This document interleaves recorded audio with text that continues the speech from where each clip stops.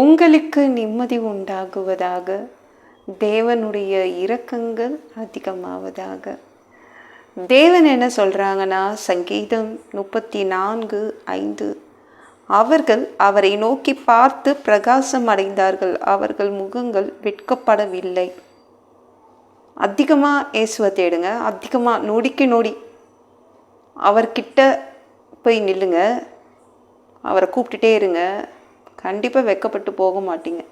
ஐயோ, நான் இந்த இடத்துல வெட்கப்பட்டு போயிடுவேனோ, நான் இந்த வியாதியால் வெட்கப்பட்டு போயிடுவேனோ, என் பசங்களால் என் பிள்ளைங்களால் வெட்கப்பட்டு போயிடுவேனோ. எத்தனை பேர் சொல்கிறீங்க, இந்த கடனால் வெட்கப்பட்டு போயிடுவேனோ? இல்லை இல்லை இல்லை. எவ்வளோக்கு அதிகமாக இயேசுவை தேடுறீங்களோ நீங்கள் பிரகாசம் அடைவீர்கள். இன்றைக்கி இயேசுவை பார்த்தீங்களா? பேசுனீங்களா? அவர்கிட்ட ப்ரேயர் பண்ணிங்களா? பைபிள் படிச்சிங்களா? ஒரு பாட்டாவது பாடினீங்களா? துதிச்சிங்களா? அப்படி நீங்கள் பண்ணிங்கன்னா உங்களுடைய வாழ்க்கை பிரகாசமாக இருக்கும். எந்த இடத்துலையும் வெட்கப்பட்டு போக மாட்டீங்க. நல்ல வெளிச்சம் வரும். வாழ்க்கைக்கு தேவையான வெளிச்சமெல்லாம் இயேசுக்கிட்ட தான் வாங்கிக்க முடியும். அவரை பார்க்க பார்க்க நம்ம வாழ்க்கைக்கு நல்லா வெளிச்சம் வந்துடும். லைட்டு முன்னாடி நீங்கள் உட்காரணும் இல்லை? அப்போ தானே நம்மளுக்கு வெளிச்சம் வரும். லைட்டே இல்லாத இடத்துல போய் உட்காந்தா வெளிச்சம் வருமா? வராதுல. இருட்டில் போய் உட்காந்தா வெளிச்சம் வருமா? லைட்டு எங்கே இருக்குதோ அங்கே தேடி போய் உட்காந்தா நம்மளுக்கு வெளிச்சம் வரும். ஏசு எங்கே இருக்காரோ அங்கே தான் நம்மளுடைய அப்படியே நோக்கி பார்க்கணும் அவரையே. அப்போ பார்க்க பார்க்க பார்க்க எப்போதும் வெளிச்சம் இருக்கும். பிரகாசம் அடைஞ்சிட்டே இருப்பீங்க எல்லா இடத்துலையும். உங்கள் தொழிலில் பிரகாசம் அடைவீங்க, உங்கள் வேலையில், உங்கள் படிப்பில், எல்லா இடத்துலையும் பிரகாசம் வரும்.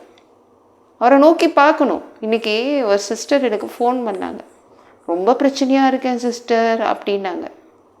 சரி, அவ்வளோ பிரச்சனையாக இருக்கிறாங்களே, பைபிள் படிச்சிங்களா கேட்டேன். பைபிள் படித்து ரொம்ப நாள் ஆயிடுச்சு. சர்ச்சுக்கு போனீங்களா? சர்ச்சுக்கு போய் 3 வீக்ஸ் 3 வாரம் ஆயிடுச்சான் அவங்க. அப்போ எப்படிங்க வாழ்க்கையில் பிரகாசம் வரும்? எல்லா பிரச்சனையும் நிற்குது அவங்களுக்கு. நான் என்ன நினச்சேன்னா, அவங்க நல்ல ஒரு சர்ச்சுக்கு போனாங்க, சின்ன சபை தான், ஓகே சரியாயிட்டாங்க, இனிமேல் அவ்வளோதான், நான் கவனிக்க வேண்டிய அவசியம் இல்லை நினச்சேன். ஆனால் அவங்க பைபிள் கூட படிக்கலை. உடனே பைபிள் படிங்க அப்படின்னு சொல்லி ஃபோனை வச்சேன். எத்தனை பேர் இன்றைக்கி பைபிள் படிக்கலை?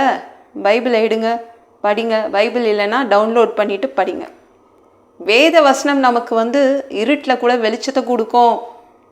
இருட்டாக இருக்குது வாழ்க்கை, யாருமே இல்லாத மாதிரி இருக்குது, ஏதோ மாதிரி இருக்குது. பைபிள் எடுத்து படிங்களேன், வெளிச்சம் வந்துடும். சரிங்களா? தேவனை பார்த்தா தாங்க வெளிச்சம் வரும். லைட்டில் உட்காந்து தான் வெளிச்சம் வரும், சும்மாலாம் வந்துடாது. சரிங்களா? ப்ரேயர் பண்ணணும், ஜெபிக்கணும், அவர்கிட்ட பேசணும். எங்கே போனாலும் எந்த இடத்துல போனாலும் அவர்கிட்ட பேசிகிட்டே இருக்கணும். அண்ணால்னு ஒரு பொண்ணுக்கிட்ட அவங்களுக்கு ரொம்ப நாளாக குழந்தை இல்லை. அதனால் அவங்க ரொம்ப வெட்கப்பட்டு போனாங்க எல்லா இடத்துலையும். தேவனை மட்டும் நோக்கி பார்க்கல அந்த பெண், தேவன்கிட்ட வரவே இல்லை. அவங்க கணவருடைய அன்பு அந்த பெண்ணுக்கு நிறைய கிடச்சிச்சு. ஆனால் அப்போல்லாம் என்ன ஆச்சு, நிறைய வெக்க தான் பட்டு போனான். எங்கே போனாலும், கணவரோடு போனாலும் எல்லோரும் என்ன கேட்டாங்க, குழந்தை இல்லையா இன்னும் கேட்டாங்க. இந்த கணவரோடு இன்னொரு மனைவியோடு எங்கே போனாலும் அசிங்க தான் பட்டா, வெக்க தான் பட்டா. அவங்க சொந்தக்காரங்க முன்னாடி நிற்கும் போதும், அவங்க மனுஷங்க பக்கத்தில் நிற்கும் போதும், அந்த சொந்த ஊர் பக்கத்தில் நிற்கும் போதும் என்ன அவள் வெக்க தான் பட்டா. ஆனால் என்னைக்கு தேவாலயத்தில் போய் தேவனை நோக்கி பார்த்தாலோ அன்னைக்கு என்னங்க ஆச்சு, அவ்வளோதான், பிரகாசம் அடைந்தாள். அவள் வாழ்க்கை பிரகாசமாயிடுச்சு. சாமுவேல் தீர்க்கதரிசியை தேவன் கொடுத்துட்டாரு. 5 வயசுலேருந்தே அந்த குழந்தை தேவாலயத்தில் தான் இருந்துச்சு. எல்லாருமே அண்ணால பார்த்து, நீ அந்த குழந்தையோடைய அம்மாவாக தான் கேட்டாங்க. அவ்வளோ வாழ்க்கை பிரகாசமாயிடுச்சு. நீங்கள் தேவன் பக்கத்தில் நின்று பாருங்களேன், எந்த இடத்துலையும் வெக்கம் அடைய மாட்டீங்க. நொடிக்கு நொடி தேவனை தேடணுங்க. நொடிக்கு நொடி நம்ம உயிர் வாழ்கிறதுக்கு ஆக்சிஜன் தேவைப்படுதில்ல, அது மாதிரி தான் நொடிக்கு நொடி தேவன் தேவைப்படுறாரு நம்மளுக்கு. எங்கே இருந்தாலும் நம்ம தேவனோடு பேசலாமே இல்லை? விட்டுறாதீங்க அவரை, எங்கேயும் வெக்கப்பட்டு போக மாட்டீங்க. அதுக்கு பதிலாக பிரகாசம் அடைவீங்க, உயர்ந்து இருப்பீங்க, பெருமைப்பட்டு நிற்பீங்க.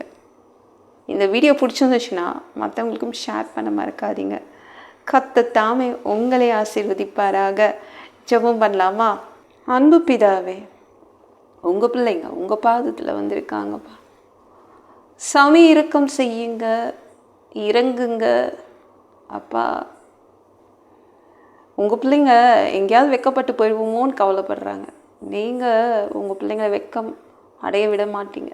உங்கள் பிள்ளைங்க உங்களையே பார்க்கறதுனால, எப்பொழுதும் உங்களையே நோக்கி பேசிகிட்டே இருக்கிறதுனால, ஜெபம் பண்ணிகிட்டே இருக்கிறதுனால, பைபிள் படிச்சுட்டே இருக்கிறதுனால அவங்க வெக்கப்பட்டு போக மாட்டாங்க.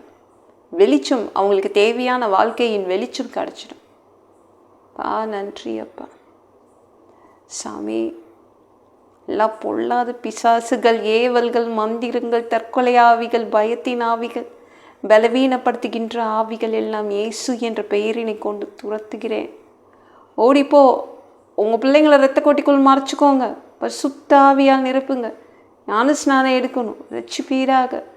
இயேசுவின் காயப்பட்ட தழும்புகளால் எல்லா வியாதிகளும், எல்லா பலவீனங்களும், கேன்சர் போன்ற வியாதிகளும் சரியாகுவதாக. மரணப்படுக்கைகள், பரம்பரை வியாதிகள் சரியாகுவதாக. மனிதனாக பிறந்த ஜீவ புஸ்தகத்தில் பேர் இருக்கணும். அப்படி இல்லைன்னா அந்த மனுஷனை பிடிச்சி நரகத்தில் தள்ளிடுவீங்க. தீ எரிக்கிற இடத்துல எப்படி போய் வாழ்கிறதுப்பா? பரலோகத்துக்கு வரத்துக்கு தான் ஆசைப்பட்றோம். அடித்து உதச்சி திருத்தி பரலோகத்துக்கே அனுப்பிடுங்க பா. கழுவப்படாத பாவங்கள் எங்ககிட்ட இருந்துச்சுன்னா உங்கள் திரு ரத்தத்தை கொண்டு கழுவி எங்களை பரலோகத்துக்கே அனுப்பிடுங்க. எந்த ஒரு இமை பொழுது நீங்கள் வருவீங்கன்னு இயேசுவை வணங்கி வணங்கி காத்துட்ருக்கோம். பரிசுத்தமாக வாழ்ந்து காத்துட்ருக்கோம். அந்த ஒரு இமை பொழுதில் உங்களுக்கு ஒப்பான உடம்பு எங்களுக்கு கொடுக்கப்படும். அதை பெற்றுக்கொண்டு மதிய வானத்தில் உங்களை சந்திக்க வருவோம். அந்த தருணத்தை இழந்துடக்கூடாது. ஒரு மனிதனால் பரிசுத்தமாக வாழ்கிறது கூடாத விஷயம். அதற்கும் உங்கள் உதவி கேட்டு தான் வந்து நிற்கிறோம். 7 வருடம் அந்த கிறிஸ்து ஆட்சியில் விட்டுட்டு போயிடாதீங்கப்பா. பிசாசு நடத்தும் ஆட்சியிலெல்லாம் விட்டுட்டு போயிடாதீங்க பா. 3வது தடவை இந்த பூமிக்கு சொந்தக்காரராக, ஓனராக வருவீங்க. இந்த பூமியை 1000 வருடம் அரசாட்சி செய்வீங்க. இங்கே தங்குவீங்க. இப்போ அந்த பொற்காலத்தை பார்க்க ஆசைப்படுறோம். எல்லாவற்றையும் ஒப்பு கொடுக்குறேன். இயேசுவின் மூலம் ஜெபம் கேளும் பிதாவே, ஆமென். நாளைக்கு பார்க்கலாம்.